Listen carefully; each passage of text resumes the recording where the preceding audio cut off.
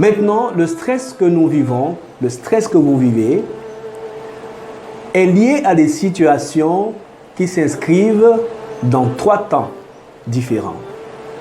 Il peut y avoir des situations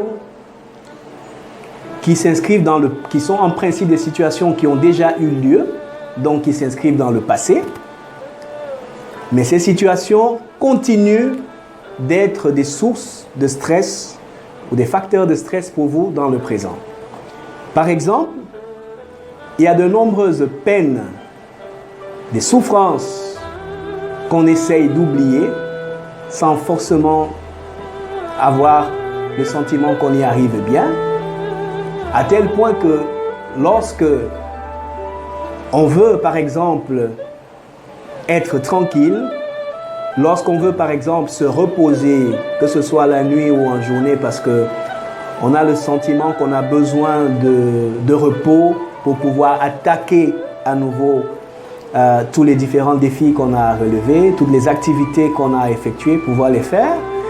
Mais on peut se rendre compte qu'on est dérangé, on est perturbé par un certain nombre de choses de notre passé, par exemple des séparations, l'éloignement avec des proches, la perte d'un proche, un licenciement, un divorce, etc. Ce sont des situations qui sont porteuses d'une charge importante de stress. Pourquoi?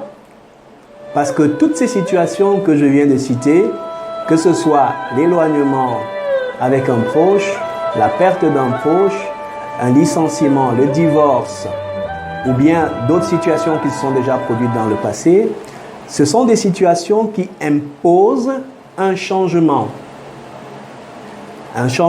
auquel vous n'avez pas été préparé forcément. S'il s'agit par exemple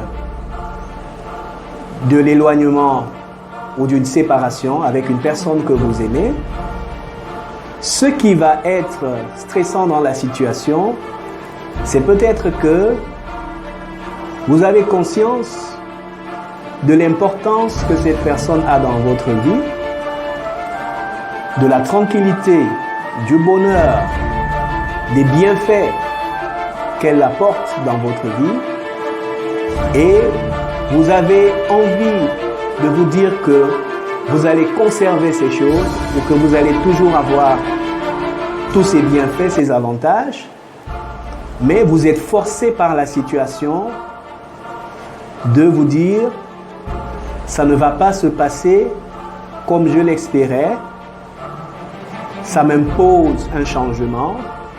Est-ce que je vais pouvoir m'adapter à cette situation-là? Donc, quand vous êtes sur votre lit, à la maison, ou bien quand vous êtes au bureau, il est possible que vous ayez du mal, soit à vous concentrer ou à être tranquille, parce que vous sentez qu'il y a des choses qui vous dérangent, des choses que vous ruminez. Vous continuez de repenser à un certain nombre de choses qui sont en fait des situations déjà passées, mais qui imposent des changements, qui imposent donc un effort d'adaptation avec la possibilité ou la menace de ne pas réussir à vous en sortir. Donc, il y a les peines du passé, il y a les erreurs qu'on a effectuées.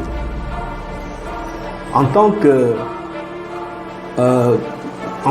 qu'employé dans une entreprise, ou même en tant que chef d'entreprise, ou même en tant que parent, ou quelle que soit la situation dans laquelle on est, lorsqu'on fait des erreurs et qu'on se dit l'enjeu dans cette situation est énorme. Peut-être j'ai fait une erreur au niveau des comptes si je travaille dans une entreprise.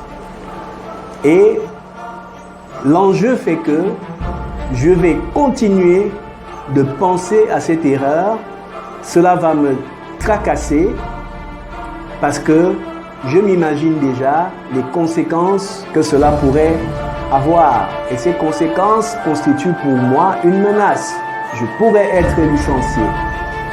je pourrais perdre mon emploi. J'ai peut-être fait l'erreur d'investir dans quelque chose où je me rends compte avec les données qui sont à ma disposition aujourd'hui que c'était peut-être un mauvais investissement, c'était peut-être une erreur. Je gère un certain nombre de dossiers sensibles et je sais qu'une erreur peut me conduire, par exemple, en prison.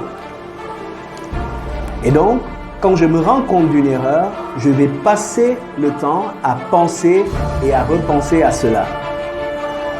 Parce que derrière, il y a une menace qui peut être par rapport à ma sécurité, ma liberté, ma santé, ou bien par rapport à l'estime que j'ai de moi-même. Donc, nous comprenons donc ici qu'il y a un certain nombre d'erreurs que nous pouvons continuer à ruminer, qui peuvent nous poursuivre, nous empêcher d'être tranquilles, d'être sereins. En dehors des erreurs, il y a des choix qu'on a fait dans le passé. J'ai choisi de confier un certain nombre de choses à une personne et je n'arrête pas de me demander si cette personne-là est digne de confiance. Parce que ce que je lui ai confié a une importance capitale. Si elle venait à me trahir, si elle venait à ne pas être la personne que je pense, les conséquences pour moi pourraient être très lourdes. Et donc là aussi, il y a une menace qui fera en sorte que je ne serai pas tranquille dans ma tête, je pourrais continuer à penser à ça. Et quand je dis penser à une menace, cela ne s'arrête pas au niveau de la pensée. Face à une menace, ce qui se passe, c'est que l'organisme déclenche un certain nombre de choses qui vont augmenter le fonctionnement du cœur, de certains organes parmi lesquels le cœur, qui va s'accélérer parce que face à la menace, il y a deux issues possibles. Soit la fuite ou le combat, mais dans les deux cas, il faut passer à l'action. Et parce qu'il faut passer à l'action, le cœur va pomper plus de sang, donc d'oxygène et de glucose pour apporter ce qui est nécessaire aux muscles pour pouvoir passer à l'action. Alors, si une situation stressante est ponctuelle et limitée dans le temps, cette activation qui va se produire au niveau de notre organisme n'est pas un problème. Mais lorsque cette situation-là est quasi permanente, ça veut dire que vous avez en permanence le sentiment qu'il y a une menace qui plane sur vous. Ça peut ne pas être une menace pour votre vie, ça peut être une menace de nature psychologique, ça peut être lié, n'est-ce pas, à un certain nombre de contraintes, à un certain nombre d'obligations, à la pression, à des changements, des choses qui se passent autour de vous et qui font en sorte que vous allez être constamment activé sur le plan physiologique. Et donc là, à partir de ce moment, vous allez être dans une situation, dans un stress qui peut être dangereux, qui est dangereux pour votre santé.